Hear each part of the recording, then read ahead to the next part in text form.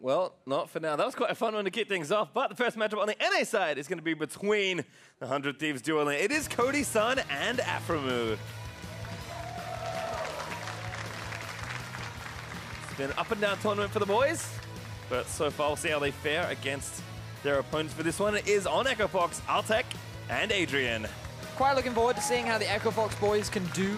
I would argue, like, in terms of laning phase prowess, Altec and Adrian, in my head, would have the advantage. They seemed like pretty young, mechanically strong players, especially. Maybe I'm thinking too far in the past when Altec used to play for EG. I mean, Altec's still very young, as it turns out. That is pretty far in the past. Back then, he was like a mechanical god. Well, let me update you. Currently, Altec's best champion in my eyes has been his Mundo. And the mechanics there, not so intense. I mean, he might pick it here. He did also show great improvements in his Vladimir play. So this is a guy who has really embraced the new meta, though, and has played more than the marksman.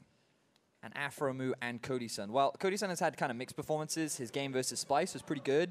Game versus Fnatic, not so good. He did was that the All-Star game also?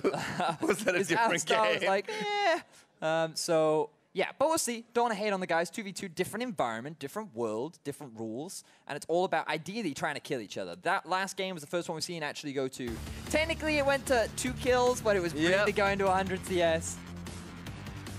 Champions Canada. Yes, I think it might have dinged over a Soraka ban. Yeah. First order of business. It's pretty funny because throughout Adrian's career in North America, he has been memed on for being a Soraka Janna player, only playing the supportive, healing, shielding supports, even though technically he has played plenty of melee champions, plenty of those beefier supports down there as well.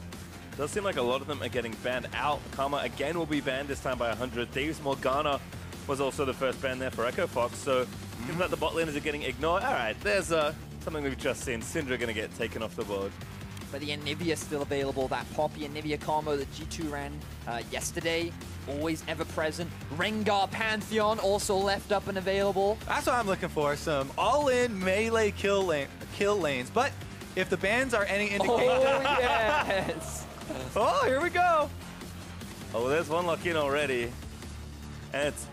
I don't know if just a hover boy. Also, though, I mean, they don't have to switch. They can switch, but I'll take with the Blitzcrank right now. I mean, you can obviously pick your own champion. Maybe he's feeling frisky. Ooh, a lot of teams seem to love Brand in this game mode. Like, obviously, with his 3-hit passive, when he lands 3 of his abilities, the blaze can be pretty devastating.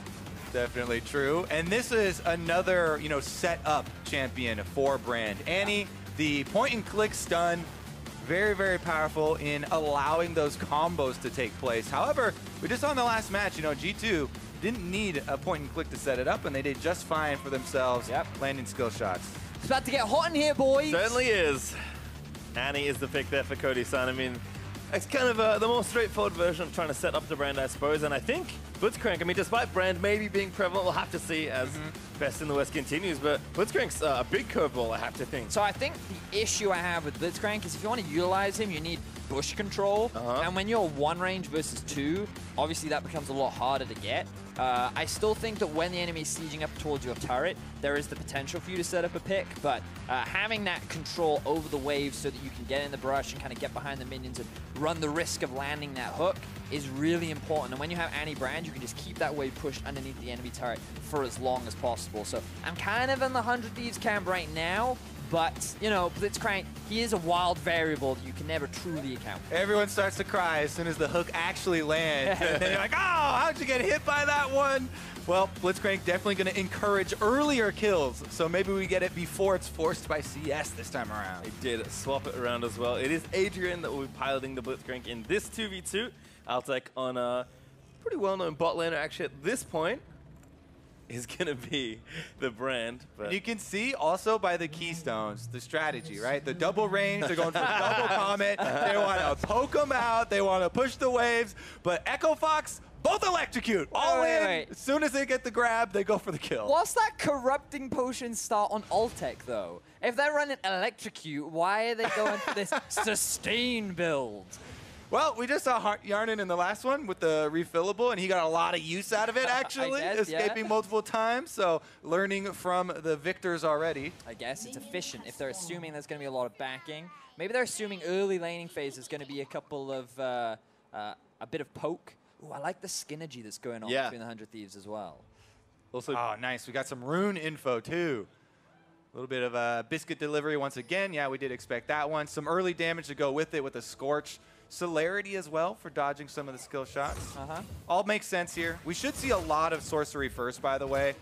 So you can get the possibility of magic shields in addition to mana flow band helping out with harassments. Both good options.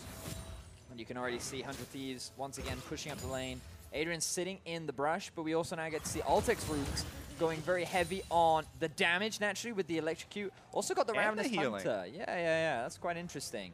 Because you also get that based off bounties, too, right? Which you're obviously not going to be able to build a huge amount of. So the flat amount, though, starting out 2.5%, I believe, should be sufficient for some healing off of that, as well as the taste of blood helping out. Adrian could be able to do some true damage there with the cheap shot as soon as they CC someone. Well, so far as the early lane has gone, now that we've checked through the runes, as expected, the double range is pushing a little bit faster here. And the Relentless Hunter for the out-of-combat move speed on Adrian as well, while he's moving back and forth right now, trying to fake out. When's he going to throw the hook here? That could be what they actually look for with the opening. Right now, fighting over the Relic, though. Got a Boots 4 as well. First hook does miss for Adrian, but only barely as he fished for Cody. Again, it does feel like Fox is just going to have to kind of bide their time. I mean, it really is on Adrian, it feels like, to get things going. If he can land a good hook, it's pretty easy there to try and convert for a kill. And then once you get hooked, you can tell a lot about a human by the way they react when they get hooked. Me, personally, I immediately flash out. However, you can also, especially if you're someone like Aphromoo on Annie, throw out both of your spells, land the stun, then you judge the situation if you're actually in danger and if you need to blow your summoner. Yeah, we're the kind of people, Kobe, that just panic flash. It's just like, even if they just land a single hook when no one's around, it's like, ah! And then you're out of there to safety. Because if I'm playing support, I've been auto-filled, and I'm not. We got Adrian. Oh, swing and a miss. He sucks. That's annoying. He will just have to back off from that one. That's 2 out of 2 that I believe have been missed. Pastry, you got to keep track of them. All right, I can do that. Remember, it costs a lot of mana to throw these hooks too. Blitzcrank doesn't get. Wait, you have mana on this game mode? Yeah. I've never ran out of mana on this game mode. I've literally never ran. That's because you all in level 2 every single game. Tell them my strats, Pastry. You don't have mana, you don't have manners. I mean, you're just... What do you have, Vedius? A sparkling winning teams at referrals 2018. All right, well, back to this one. It does feel like, again, the last hitting prowess is pretty strong here for the 100 Thieves duo. Up healthily. As Adrian, once again, he already missed a third one that I just caught.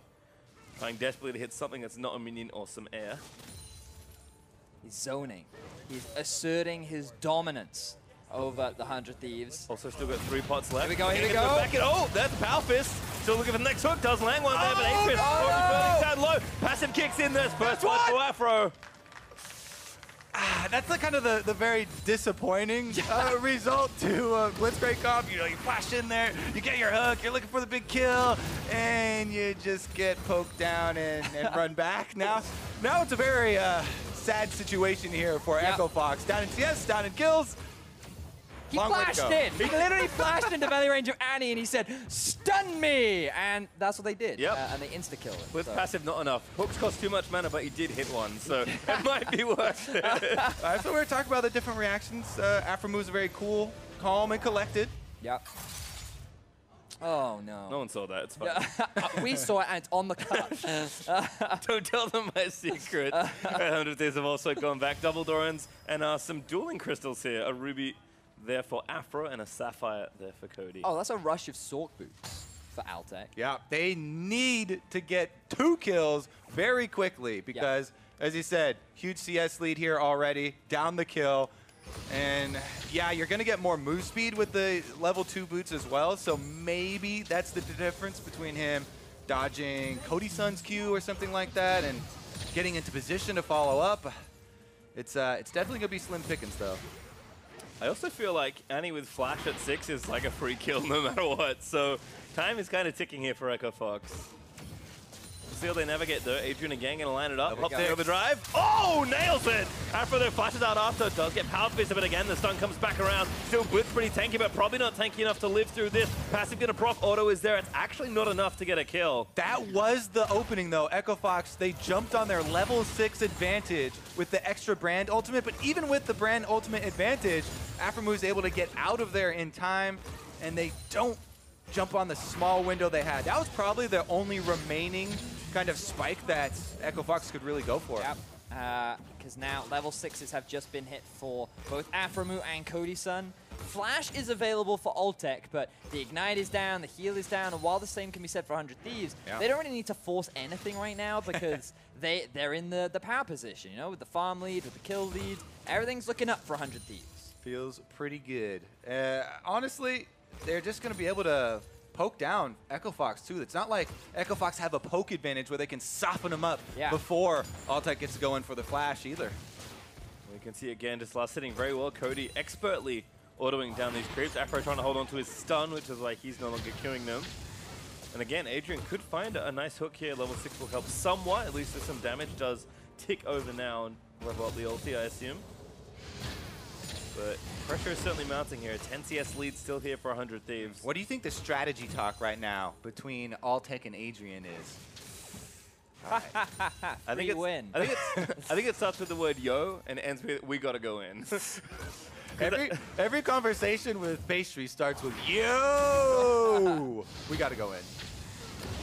Okay, wait. Ignite is up in a second. All right, they got the Blitzcrank silence to work with as well. This is it. Fox, if you're going to do anything, it's coming up to that point. Adrian. Oh, misses. Oh. Still. And more hooks. That's how you win. Can wait about 10 more seconds. We'll have it back up, but only 4 waves or so to go.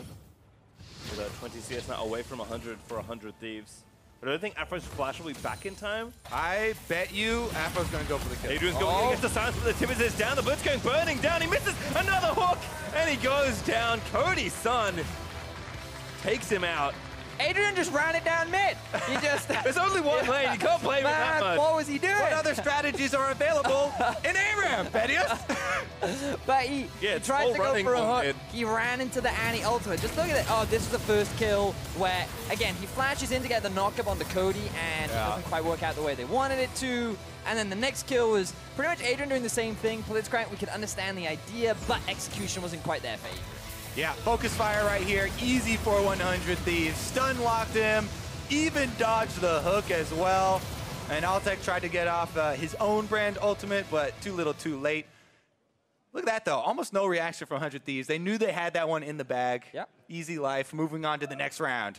I mean, that's the plan at this point. They will, of course, play Liquid to see if they, or Liquid, will be the duo that faces EU for the title of Best in the West, but we still have more to come. I get the feeling that, again, Brand going to be pretty popular in this game mode. Yeah. This was just the entry-level duo fights now. Now we're moving up. They get to play the rank 1 from both of the regions to see who actually gets to move on for the important match to decide between EU and NA. Well, it's time to go back to the EU side of the bracket. We see that G2 picked up the win, and as a result, they will be pitted against the #1 seed from Europe. Let's check in with them right now. It's Fnatic. Maybe not as you know them. We'll check in with the bracket first, actually. As you can see, with the wins there for 100 Thieves and G2. G2 versus Fnatic. Of course, the #1 seed there for EU. And Liquid versus 100 Thieves.